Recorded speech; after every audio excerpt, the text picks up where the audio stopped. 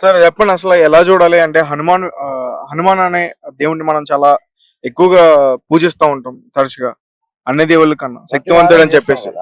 అలాంటి హనుమాన్ టెంపుల్ కావాలనే టార్గెట్ చేసి అటాక్ చేసి ఉంటారా? ఇది 100% రైట్ అండి. ఎందుకంటే పొద్దున్న ఏ ఏ గుళ్ళోకైనా ఉత్సవమూర్తులు ఉన్నప్పుడు సంవత్సరానికి ఒకసారి వెళ్తాం. హనుమాన్ టెంపుల్ అనేది మాక్సిమం ప్రతి శనివారం అనేది మాకు హిందువులు ప్రతి శనివారం వెళ్ళడం అనేది ఎక్కడైనా కామన్, ఇక్కడ కూడా కామన్. కానీ పొద్దున వచ్చి ఇట్లా వచ్చేసరికి దర్శనం చేసుకుని ఉన్న టైంకి తీసి బయట పడేయడం అనేది ఎంత బాధాకరమైన విషయం. అది కూడా మెయిన్ రోడ్కు పక్క సైడ్ లోనే ఇంత దారుణం జరిగితే మరి లోపల జరిగితే మరి గవర్నమెంట్ దాని మీద ఏ విధంగా స్పందిస్తుంది? రోడ్ పక్కన ఉండడానికే రక్షణ లేదు. అది కూడా చిన్న మాట రోడ్ ఏం కాకపోతే 24 గంటలు రద్దీగా ఉండేటువంటి రోడ్ ఇది. దాని మీద రక్షణ లేదు. మరి లోపల జరుగుతున్నట్టు గుళ్ళకు ఇంకా జరిగే విషయాల మీద మీరు దాన్ని కూడా తీవ్రంగా ఖండించాలి. సార్ అంటే ఇప్పటికే ఇట్లాంటి దాడులు జరుగుతున్నప్పుడు చాలా మంది ప్రజలు కూడా ధర్నాలు చేశారు, నిరసనలు తెలియజేసే ప్రయత్నాలు కూడా చేశారు. అలాగే ఎటువంటి స్పందన అయితే ఇప్పటి వరకు కూడా ఎక్కడ లభించలేదు. శంషాబాద్ లో జరిగిన సంఘటన గానీ, ముత్యాలమ్మ టెంపుల్ లో జరిగిన సంఘటన కానీ. ఇప్పుడు ఎంతమంది ఏం చేసినా హిందువుల మనటోళ్ళం ఐక్యమత్యం ఉంటే ఏదైనా జరుగుతుందండి. హిందువుల దగ్గర ఐకమత్యం లేకపోవడం వల్ల ఇట్లా జరుగుతున్నాయని నేను అనుకుంటా. ఎందుకంటే ఇప్పుడు ముత్యాలమ్మ గుడి టెంపుల్ లో జరిగింది, వారం 10 రోజులు పెద్ద హైపర్ చేసారు. శంషాబాద్ లో జరిగింది, హైపర్ చేసారు. మొన్న ఎక్కడ మొగిలి గిద్దల దగ్గర జరిగింది, పాలమ్మకలో జరిగింది, శంకర్పల్లి చోట్ల అంటే విగ్రహాలను తగలబెట్టే ప్రయత్నాలు కూడా జరుగుతున్నాయి. అవి చేస్తున్నారు కానీ వాళ్ళు పోలీసులు మనకు కాంప్రమైజ్ చేయడం వల్ల మనం నిదానం అయిపోతున్నాం. మనకేంటంటే మనోభావాలు దెబ్బతినకుండా చూద్దామని వాళ్ళు చూస్తున్నారు కానీ మన లోపల మొత్తము చేష్టలు చేస్తూనే ఉన్నారు. ఈ రోజు గుడి దగ్గర చేసారు, రేపు పొద్దున మన ఇంటి దగ్గర చేయాలని గ్యారంటీ ఏముంది? మన దగ్గర ఐకమత్యం లేకపోవడం వల్ల రోజు హిందువుల పైన దాడులు చేస్తారంటున్నారా? 100% చేస్తారు. ఎందుకంటే ఈ రోజు తోలకట్టలో జరిగింది, ఇప్పటి వరకు తోలకట్ట చెట్లు ఇట్లా ఇప్పుడు జరగలేదు. మా ఊర్లో వరకు చెప్తున్నాం, మా మండలంలో జరగలేదు ఇప్పటి వరకు. ఫస్ట్ టైం మా తోలకట్ట మొయినాబాద్ మండలం తోలకట్టలో ఈ రోజు ఫస్ట్ టైం జరిగింది. కాబట్టి ఇట్లాంటివి పక్కూర్లకు పాగకుండా గవర్నమెంట్, పోలీసు వారు అందరూ కఠినంగా చర్యలు తీసుకోవాలని మేము కోరుకుంటున్నాం. ఈ మధ్య కాలంలో చూస్తుంటే ముందు సిటీలో జరిగింది, దాని తర్వాత విలేజ్ లో ఉన్న టెంపుల్స్ ని ఎక్కువగా టార్గెట్ చేస్తున్నారు. దీని గురించి ఏం చెప్తారు? ఏం చెప్తామంటే అన్నిటికీ గవర్నమెంట్ నిర్లక్ష్యం అండి, అన్నిటికీ గవర్నమెంట్. ఎందుకంటే గత 10 సంవత్సరాలలో ఎటువంటి జరగలేదు. వచ్చి సంవత్సరం అవుతుంది, గవర్నమెంట్ వచ్చి సంవత్సరం అవుతుంది.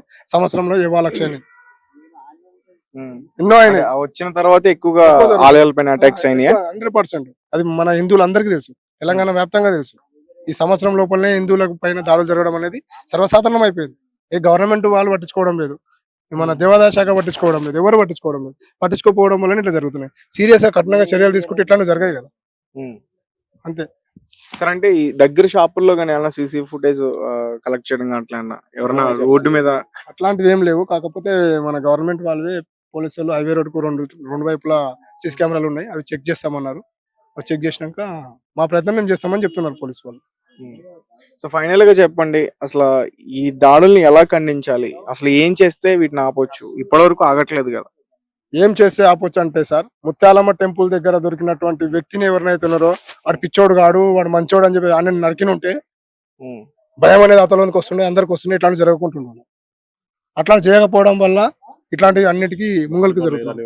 డైవర్ట్ చేసి మత్స్యపం లేదని డైవర్ట్ చేసి వాళ్ళని 3 రోజులు విడిచిపెట్టి 3 రోజులు ఉంచుకొని విడిచిపెట్టడం వల్ల ఇవన్నీ జరుగుతున్నాయి అన్న. వాళ్ళని అదే రోజు అన్ని గుడికానే నరికి పడేస్తే ఇవన్నీ జరగవు. అవతల ఇంకో దగ్గర చేయాలనుకుంటే భయం అనేది ఉంటది కదా, వాళ్ళకి చేయకపోదు. సో గైస్ చూసుకున్నారు కదా, ఇది పరిస్థితి. ఇప్పటి వరకు కూడా మనం ఆగే అని చెప్పేసి అనుకున్నాం, అంటే సీరియస్ గా యాక్షన్ తీసుకుంది ఇక్కడ ప్రభుత్వం అని చెప్పేసి అనుకున్నాం. బట్ ఆగలేదు, మళ్ళీ దాడులు అయితే స్టార్ట్ అవుతున్నాయి. సో అంటే ఈ మధ్య కాలంలో ఏంటంటే ఎక్కువగా విలేజ్ లో ఉన్న టెంపుల్స్ అయితే టార్గెట్ చేస్తున్నారు. అండ్ ఇప్పుడు హనుమాన్ టెంపుల్ మీద అటాక్ చేశారు. చెప్పండి సార్.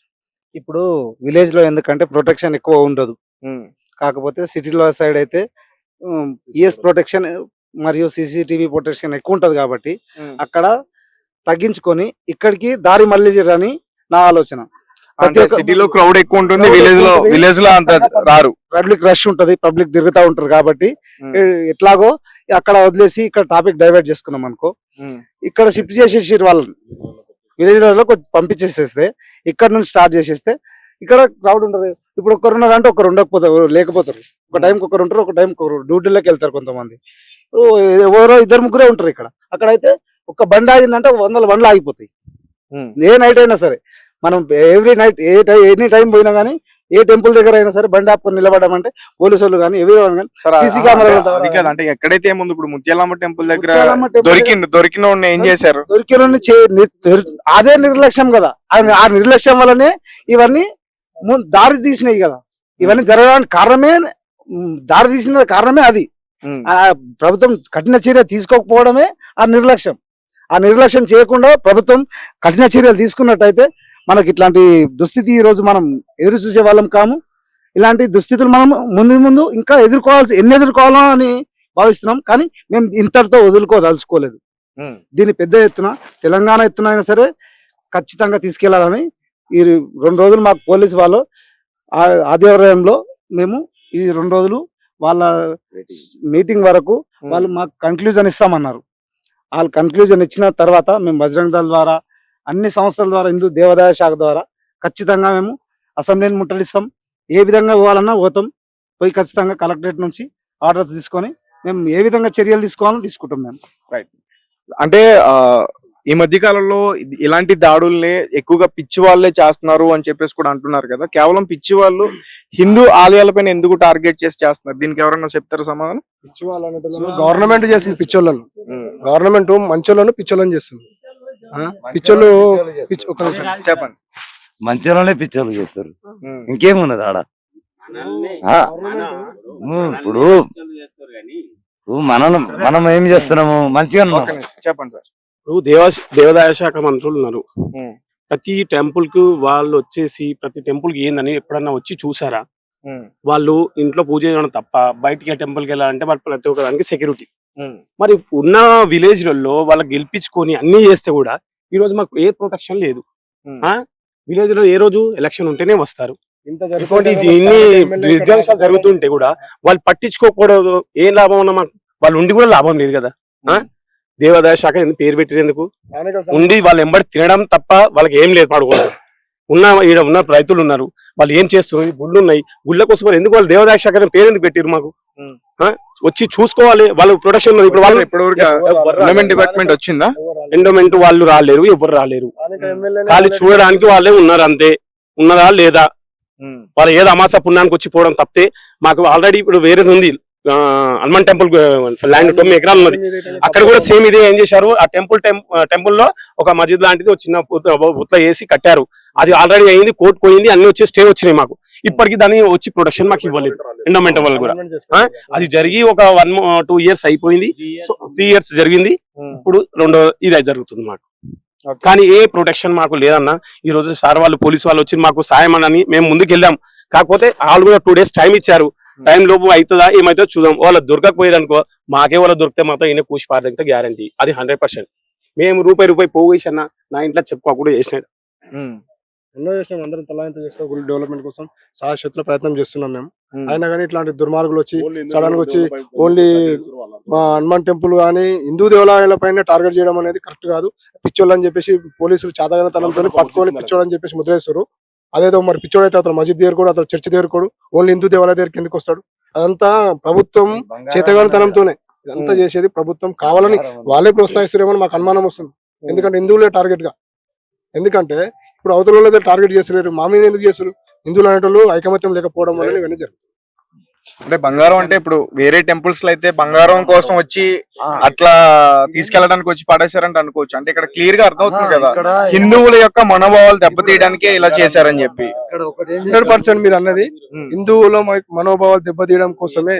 ఇంకొకటి ఏందనేది పబ్లిక్ అందరం సమానత్వంతో ఉంటాం కదా, అట్లాంటి దాన్ని వ్యతిరేకం చేయడానికి కోసమే ఇవన్నీ చేస్తున్నారు. మేమందరం మా దగ్గర ముస్లింస్ హిందూస్ అందరం కలిసిమెలిసి ఉంటాం. ఇట్లాంటి ఇన్సిడెంట్ జరిగింది అనుకోండి, మేమందరం దూరం కావడానికి కోసం ప్రయత్నం చేస్తుంటాం. ఇవన్నీ కావాలని చేస్తున్నాయి కదా. ఇన్ని దాడులు జరుగుతున్నాయి కదా, ఇప్పటికైనా హిందువుల ఐక్యత అనేది వచ్చిందంటారా? ఎక్కడండి, ఎక్కడొచ్చింది? ఇంకా రావాలి. ఈ మాత్రమే కాదు, ఇంకా రావాలి. ఇప్పుడు మనం 35% ఉన్నామండి ఐక్యమత్యంగా. 100% వచ్చినప్పుడు భారతదేశం లాగా ఉంటది. ఒకవేళ మనం ఇట్లనే ఉన్నాం అనుకోండి, భారతదేశం మరో పాకిస్తాన్ లాగా అయిపోతుంది. మనం చూస్తూనే ఉన్నాం బంగ్లాదేశ్ లో ఏం జరిగిందో. అంత ఘోరమైన పరిస్థితి మనకు వస్తుంది. అది రాకుండా ఉండాలంటే మన హిందువులు అందరం ఐక్యమత్యంతో ఉండాలి. సో గాయస్ చూస్తున్నారు కదా, ఇది ఇక్కడ పరిస్థితి. సో అంటే హిందువుల యొక్క మనోభావాలు దెబ్బతీయడానికి ఇలాంటి దాడులు అయితే జరుగుతున్నాయి. ఇప్పటి వరకు దీనిపైన సరైన చర్యలు అయితే మాత్రం తీసుకోలేదని చెప్పేసి ఇక్కడ స్థానికులు అయితే చెప్తున్నారు. అంటే ఇది ఇలానే వదిలేస్తే రేపు అన్న రోజు హిందువుల పైన దాడులు చేసే అవకాశం కూడా ఉంటుందని కూడా చెప్తున్నారు. సో చూద్దాం మరి. ఇంకా పోలీసులు 2 రోజులు అయితే టైం అడిగారు. ఈ 2 రోజుల్లో మరి వాళ్ళు ఛేదించి ఎవరు దాడి చేశారు